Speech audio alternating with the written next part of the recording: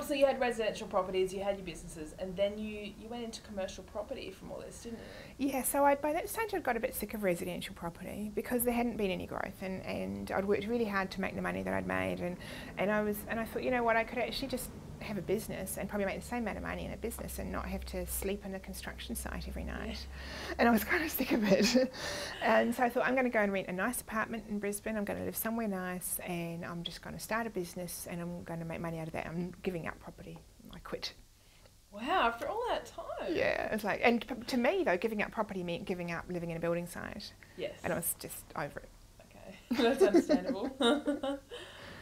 So what happened? So you went to look at a commercial property and you thought that the logistics of the whole investment were really good, a lot better than residential. Well, I wasn't actually looking for an investment. I had a business. So I'd started this first management training business, and in that process had realised that there were lots of businesses out there that weren't very well managed, and I sort of was of the opinion that I could manage them better. And so I started buying businesses that were broken and fixing them up. So I had bought this engineering business from the receivers. It had gone broke, but it had gone broke through the way, and I knew the company, I'd done some work for them, and so it had gone broke because of the way it was being run, I thought. Yes. And so I thought, well, I'll buy it and fix it and sell it again and make as much money from doing that as I would from renovating and selling a house, and I could still live in my nice apartment. Well, that was all that really drove it initially. Yeah. And so I bought this business, and then well, actually, let me rewind. I offered to buy this business, and they wanted $700,000 for it, and I offered them 50. And so that's the cool thing about businesses. It's like if you had a property that was $700,000 and you offered them 50, it just wouldn't happen. 50. Yeah, 50. Wow. Yeah, not 15, 50. And so, because it was a receivership sale, and they just said bring all offers, so I believed them. I tend to believe people a lot. It works out for you. Yeah, most of the time. We won't talk about in the romantic sense. And so I offered them 50 because I said bring all offers, and they said no, go away, of course. Yeah. And so I went away, and then they rang us on the Tuesday and said the lease was expiring on the factory that they were in on the Thursday, so they had till 5 p.m. Thursday, and the landlord wasn't going to renew, so they had to have everything out. And they had a dispute with the landlord, things hadn't worked out. You find that often with receivers, that their negotiations, because they're going quite hard, sometimes that works and sometimes they cause a problem, which then creates an opportunity. So they rang me and said, your $50,000 offer, is it still valid? And I said, yeah, maybe.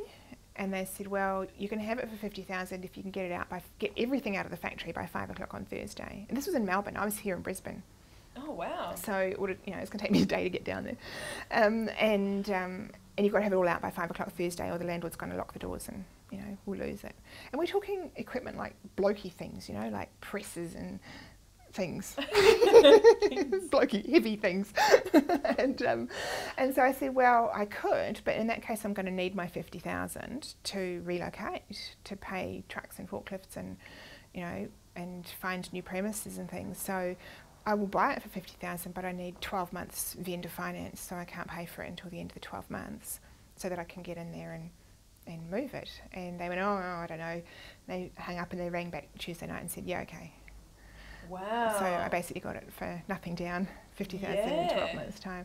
So hired some trucks to go and unload it. I ran around Brisbane trying to find a factory to put it in, and told the trucks to just start driving, and that by the time they got here I'd tell them the address. and found a factory and moved it in. And in the process of leasing that factory, I was talking to the agent, and he said, oh yeah, the guy will be glad that he's got a tenant, and he said something about that improving the value of the factory. And I just filed that bit of information for later because I was busy driving a forklift. And went away and found out that empty commercial property is worth less than commercial property with a tenant. So unlike residential property where it's, what will the market pay, and you can add value by hard work like, renovating, commercial, it's just a multiple of the rent. So if it's empty, it's worth less. If it's under rented and you're not getting market rent, it's worth less. If you get more rent, it's worth more. You don't have to do anything. You don't have to sleep on a mattress on the floor. So I thought, this is cool, I might try this. So I only rented the space for a year, and then spent that year looking for a factory to buy, and that was my first commercial investment.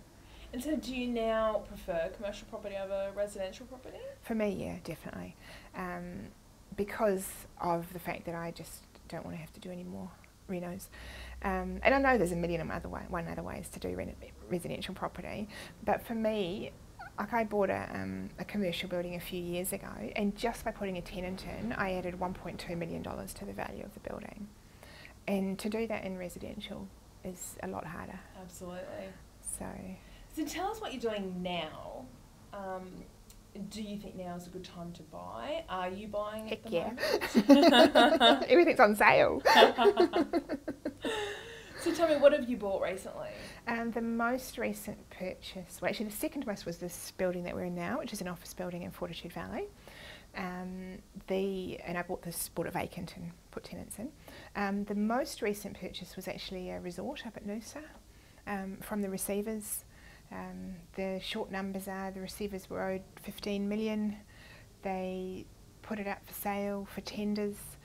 We had floods and cyclones and things in the middle of the tender process, and so I put in a really silly offer, and I got the whole thing for $4.5 million, and that's like 30 apartments and all the stuff that goes with it. You've done that one with a partner, is that right? Yeah. So and that's the first time you've sort of gone in on a deal with someone? So I'd been talking to, there was a company who I rented some office space from a while ago, and the guy who was running that runs a property fund.